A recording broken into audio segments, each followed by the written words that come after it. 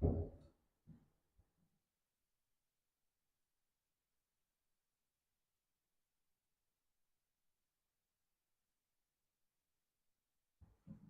evening to one and all. Welcome you all to the daily Indian Express newspaper analysis for the date 25th January 2024, brought to you by Ganesh IAS Academy.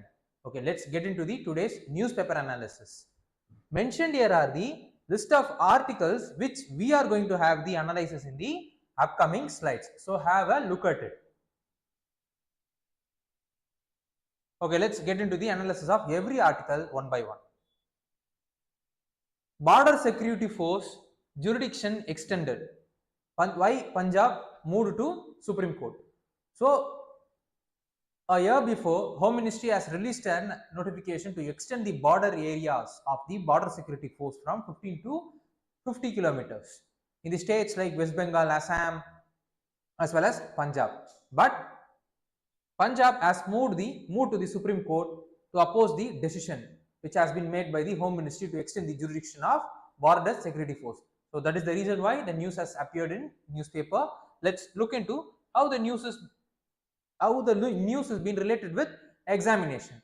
Under prelims, the news is related with current events of national as well as international importance. Similarly, under mains, it has been related with GS paper 3, security challenges and their management in border areas, linkages of organized crimes and terrorism. This is how the news has been related with prelims as well as mains. Okay, let's move on to the further details of the news. See, Supreme Court will hear the plea of Punjab against the Home Ministry order of expanding jurisdiction of Border Security Force in Punjab, West Bengal as well as Assam. So why was BSF's jurisdiction got extended is, see, the BSF Act or the BSF has been formed through a statutory act which was passed by the Parliament in 1968, and the act empowered the BSF to arrest, search, secure, seize under different law to secure as well as maintain a constant vigil in the border areas which they are manning. And according to the section 139 subclause 1 of BSF Act, what it says that it allows the center to designate an area within the local limits of such area adjoining the border of India. Such area will be can be designated as a jurisdiction of BSF under the BSF Act, which provides the power to the center, that is to the central government. And 2020, so with this act in mind, the 2021 notification was issued where the areas of the BSF jurisdiction got increased from 15 to 50 kilometers in the states like Punjab, West Bengal as well as Assam. And what the notification also says is that, see, the Border Security Force can only exercise power under Criminal Procedure Code as well as the Passport Entry Act. So under these two laws only BSF could able to exercise that power. So this is what the news is related with. Okay, let's look into the reason for the jurisdiction expansion. What is the argument being given by the central government with regard to the extension of jurisdiction of Border Security Forces? First and foremost, the increased use of unmanned aerial vehicle along the borders by the non-state actors, those who are present in the other side of the border, and smuggling of arms, and also the borders has been used to issue the fake currencies, and at the same time cattle smuggling has also been rampant across the borders. So these are all the reason which affects the internal security of India. That is the reason why the border has been extended from 15 to 50 kilometers. This is what the argument being given by central government in the court. Why Punjab has moved to the Supreme Court, apart from the even though the border jurisdiction has been increased to West Bengal as well as Assam, they haven't moved to the Supreme Court. It is only the Punjab that has moved to the Supreme Court. So what is the reason is, what the Punjab government is saying is that, see, it compromises, because of the extension of jurisdiction, it compromises the state's exclusive power to legislate on matters involving police as well as the public order. This powers to legislate for the police as well as the public order has been given in the constitution under entry 1 and 2 of state list under article 246, and the notification, this is one part of the argument, and another part of the argument is the notification has been issued without the consultation of the state. Thirdly, increased jurisdiction will lead to large number of cities as well as towns coming under the jurisdiction of BSF. In the case of Gujarat and Rajasthan, where the jurisdiction is already 50 kilometers, these 50 kilometers mostly comprises of desert areas with sparse amount of population. But in the case of Punjab, this 50 kilometer covers more number of cities, towns with many number of populations.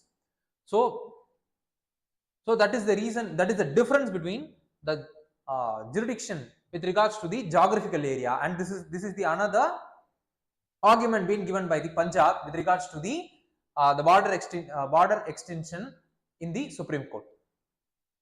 So this is what the argument being given by the both side of the parties. So what are all the issues that the Supreme Court will be considering with regards to these the cases? The court will decide if the notification expanding the jurisdiction of the BSF was arbitrary or backed by any legitimate processes, and it will also determine whether notification is interfering in the state's power, and the court will decide what factors need to be considered to extend the jurisdiction. It is the one size fit all, or the jurisdiction will be extended according to the culture as well as geographical aspect taking into the consideration. These are all the things which will be considered in the Supreme Court's case which has been taken by the court. Finally, the court will decide if the notification can be challenged through the article 131. Punjab has challenged this notification through the article 131, where the Supreme Court has the original jurisdiction whenever there is a tussle arises between the center as well as the state. So by using this clause, Punjab has approached the Supreme Court. So this also will come into a contention. Supreme Court will also see whether this kind of thing will can be brought under the article 131, not only in this case but also in the future case. So this is what the things which will be looked into by the Supreme Court. So what are the things which we needed to be further aware of is, we should be aware of what is paramilitary forces and what are all the different types of paramilitary forces that are available in India, and which are all the borders the particular paramilitary forces are manning, and what is the structure of this paramilitary forces and what is the objective through which it has been formed. Secondly, we should also be aware of the entire Punjab geography. Thirdly, we should also be aware of the Central State Council, and then fourthly, we should also be aware of the Niti Aayog, the objective with which it has been formed. So these are all the other areas which we needed to be further aware of, and with this we have reached the end of this topic.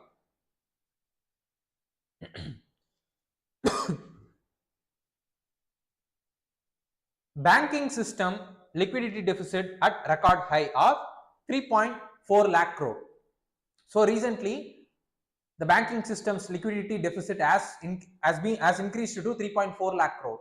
So that is the reason why the news has appeared in the newspaper. Let's look into how the news has been related with examination. Under prelims, the news is related with economic and social development. Similarly, under mains, it is been related with Indian economy and issues relating to planning, mobilization of resource, growth, development and employment, which comes under GS paper 3, economic and development. Okay, let's look into the details of the news.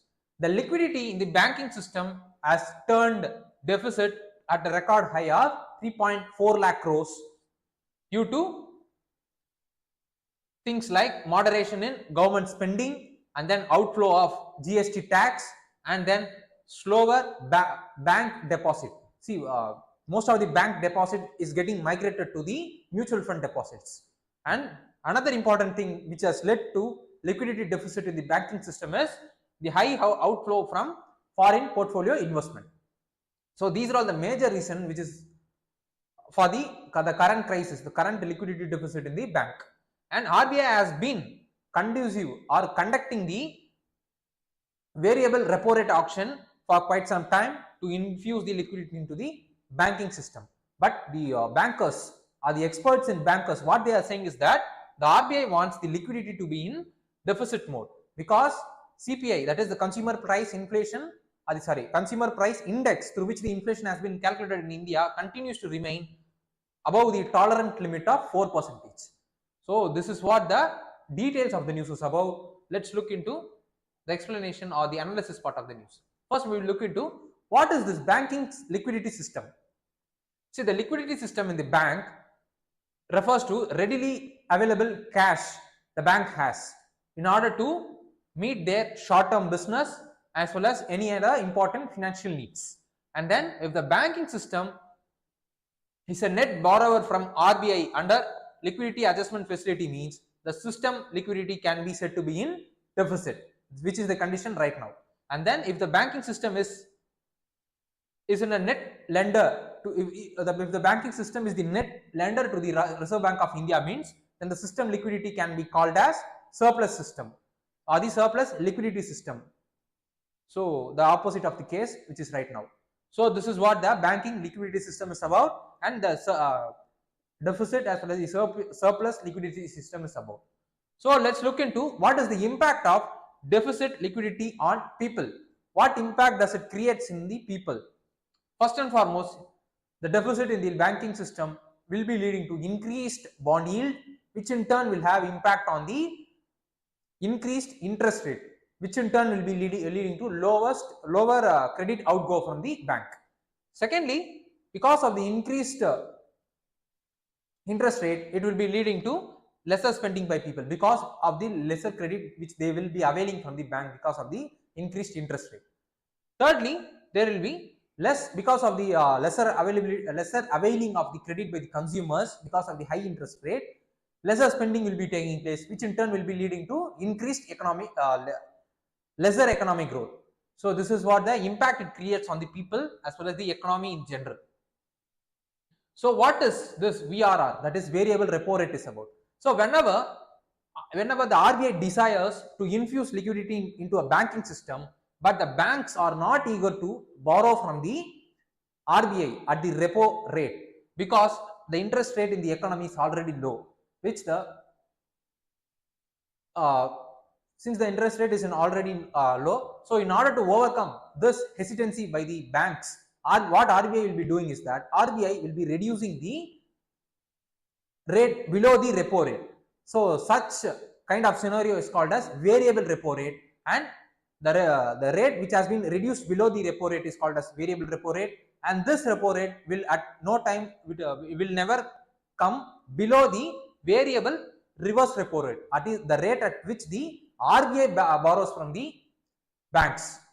So under any situation, the variable repo rate will not come below the variable reverse repo rate, but it will be staying slightly above than the variable reverse repo rate, and at the same time it will be lesser than the normal repo rate or the interest rate which is been announced by the monetary policy during the meetings. So this is what the variable repo rate is about. So what are all the things which we needed to be further aware of is we should be aware of what is liquidity adjustment facilities and what components will come under it, and what is FPI, what is FDI, what is the difference between both of them. Thirdly, we should also be aware of what is monetary policy committee, its structure, function as well as objective. So these are all the things which we needed to be further aware of, and with this we have reached the end of this topic.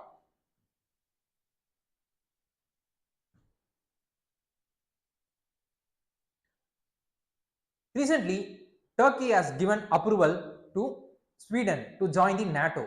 So that is the reason why the news with regards to the Sweden joining the NATO has appeared in today's newspaper. Let's look into how first we will look into how the news has been related with examination.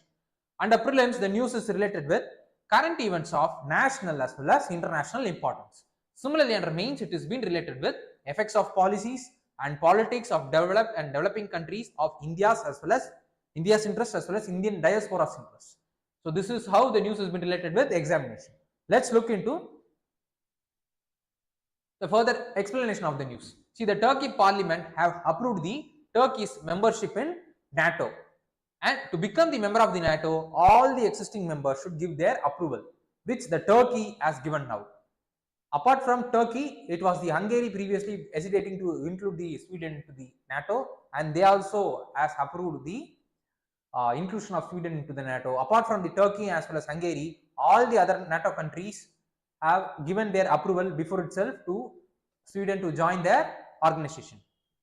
What is the reason for the Sweden to join the NATO? See, Sweden hasn't fought a war in the previous 2 centuries, and they have remained neutral until the Russian invasion on Ukraine.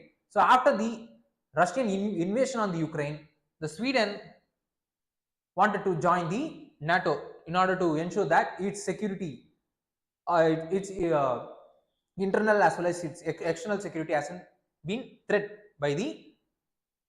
by the Russian invasion. So it want to join the NATO members. It want to join as the part of NATO, and if the Sweden is going to join as the member of the NATO, means an attack on its territory will be considered as the attack on the NATO members. So all the members will be coming again in support of the Sweden if the Sweden is going to be member of the NATO. So what is the change of mind? What happened for Turkey? Initially it has resisted the Sweden to join the NATO, but it has given, right now it has given the approval for the Sweden to join the NATO. What happened and what changed the mind of the Turkey is, so first we will look into what is the tussle between them. Turkey previously accused the Sweden of giving the soft hands to the groups which Turkey considered as terrorists, like Kurdish militant outfits like Kurdish Workers' Party. And secondly, the Quran burning protest in the Sweden was protected under the freedom of speech and expression, which is not liked by the Turkey. This protest has again soured the relationship between both the countries. But the Sweden has, after such a tussle for quite some time, the Sweden has tightened the anti-terror law, and most importantly, it has cracked down the PKK activity, that is Kurdish Workers' Party's activity in their homeland. And then Sweden also said that it will support the Turkey's EU membership bid, and Turkey also linked the Sweden issue with the US agreeing to sell the 40 F-16 fighter jets. So US hasn't said openly anything with regards to the Turkey's hesitation to the Sweden, but it has it is delaying in the selling of the 40 F fighter jets to the Turkey because of the Turkey's hesitation in making Sweden as the member of NATO. So these are all the things which made the Turkey to shift their minds to allow the Sweden to be part of NATO. So what Sweden will bring into the table of NATO is, see, once Sweden becomes the member of the NATO, all the Baltic Sea coastline except that is in Russia will be under the control of, or will become the part of NATO territory, and then this will provide the allies with the strategic base that will be close to Russia, and it makes it easier to defend the assets in the sea. And Sweden military, even though it is smaller in size, it is modern as well as it is experienced in the past NATO mission, and then it has advanced aircraft as well as submarine capabilities. So these are all the advantages the Sweden membership will bring to the NATO allies. So these are all the things with regards to the news. So what are the things which we needed to be further aware of is, you should be aware of what is CENTO, what is SEATO, what is Eurasian map, and what is the reason for Russian-Ukraine war, and what is the geographical aspect of the war, and what is the current scenario of this war. So these are all the other areas which we needed to be further aware of, and with this we have reached the end of this topic.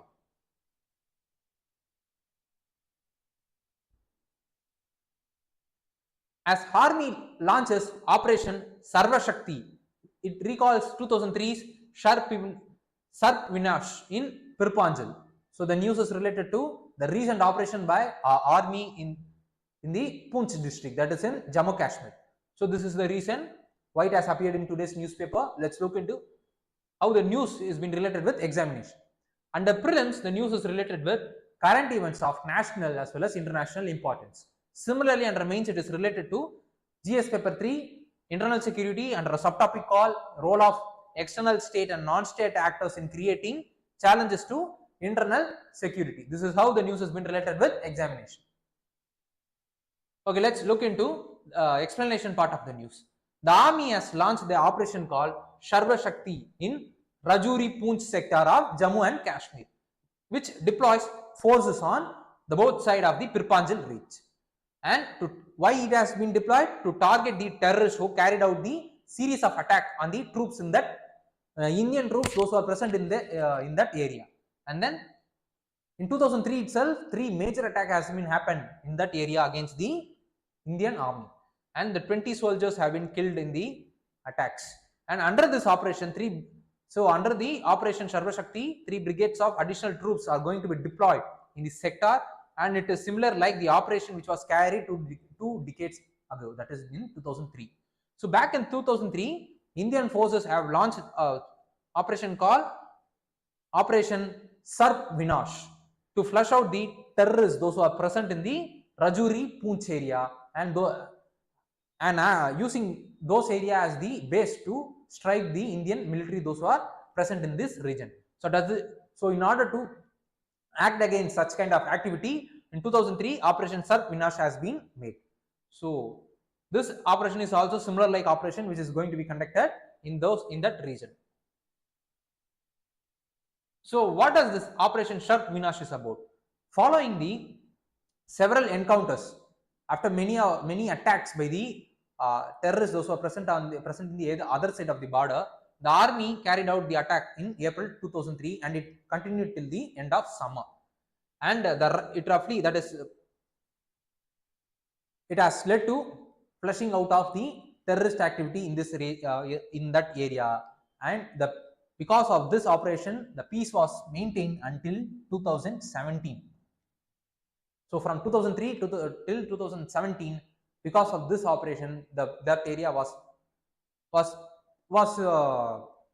very peaceful, and such kind of the terrorist attack hasn't been taking place. During the operation, the Mi-17 helicopters were used to airlift the soldiers to Hilkaka, a Bakarwal village that has been taken over by the terrorists in that area. And then Lance helicopter were also being used to bust the concrete bunkers that has been built by terrorists. And so what is the circumstances that has led to Sarpvinash is, see, the memories of the Kargil war was fresh after the 1999 and aftermath of the 2011 parliament attack. These are all the things that cumulatively led to the Operation Sarpvinash against the terrorists, those who are present in the Poonch area. And it is the massive mobilization exercise on the border with Pakistan that lasted till the summer 2002. The preparation, it is this operation paragram, because of the Kargil war of 1999 and then the 2001 parliament attack has led to the operation paragram. This operation paragram is the mobilization operation, that is mobilizing the troops in the area. And after that, in 2003, only the Operation Sarpvinash has been launched to give a strike to the terrorists, those who are present in the region. So this is what the map is about, and this is where the operation is going to get conducted. So what strategic importance this area holds is, see, the area of south of Mendar, which is leading to Pir Panjal range through Hilkaka constitute it is the shortest route for the infiltrators to cross the Yellow Sea in the Kashmir Valley, and the dense forest as well as mountains provide the conducive environment for the terrorists to do mischievous things like striking against the Indian army or infiltrating into the Indian borders through the porous borders. These are all the things that has been happening in the geography. And as a result of the Operation Sarpvinash, as I said, and the terrorist activity was flushed out from the area, and it remained peaceful till the 2017. And after the 2017, gradually the terrorist activity began to start in those regions, and the attack on the Indian army began to take place. So in order to overcome such kind of attack and the terrorist activity in this region, the government is going to conduct a new kind of operation there. So what are the things which we need to study further is we should be aware of the J&K map, and then paramilitary force, and then J&K economy. So these are all the areas which we needed to be further aware of, and with this we have reached the end of this topic. Okay, let's look into today's practice prelims question. Mentioned here is the today's practice prelims question. So those students, those who are watching this session online, please do comment the option point for the question which you are seeing right now on the board. So with this, we have reached the end of today's session. Please do like, comment, share as well as subscribe Ganesh IAS YouTube channel so that you will be receiving daily current affairs session, and also the weekly science and tech environmental current affairs session, and also the other important current affairs session which will be brought to you in the future by Ganesh IAS Academy. Thank you.